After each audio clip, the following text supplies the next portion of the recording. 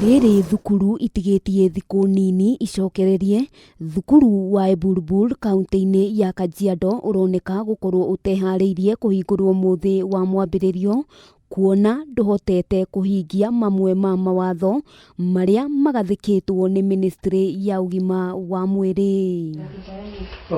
Kũringana na mũikarĩri gĩtĩ wa bodi Hamis Ramadhan, thukuru ũyũ nĩ ũkoretwo ũgũmĩirwo nĩ thĩna wa maai, kuona nĩ merĩga kũhingwo kumana na thirĩ mũnene ũrĩa wĩyonganĩrĩire, gũkũ akiuga matiihariirie gũcokereria.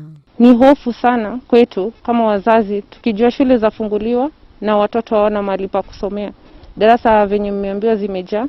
Shida kubwa ni hao watoto watambukizwa na itafika kwa hao watu wazee wako nyumbani na pia sisi tutaathirika. Shule imekatiwa maji kwa sababu ya deni ya shilingi 8,000. Unyihu wa cioro naguo no thĩna ũngĩ ũgũmĩire thukuru ũyũ. Ramadhan akiuga iria irĩ kuo itirĩ na mĩako mĩrũmu na no hĩndĩ o yothe ingĩmomoka, ũndũ ũrĩa augĩte nĩ ũgwati kũrĩ arutwo.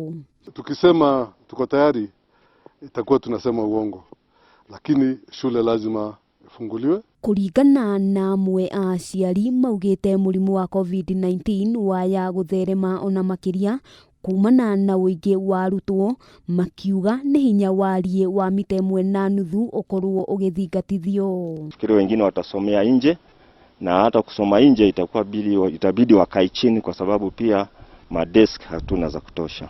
Gũkĩrĩ ũguo, thukuru ũyũ ũrahoya kũhũrwo njeki nĩ thirikari kuona kwaya gũkorwo na ũingĩ wa arutwo kũrũmĩrĩra kũhingwo gwa thukuru nyingĩ cia andũ kĩũmbe mwena ũyũ. Handũ-inĩ ha Kameme TV, rĩtwa rĩakwa nĩ Wambui wa Njũgũna.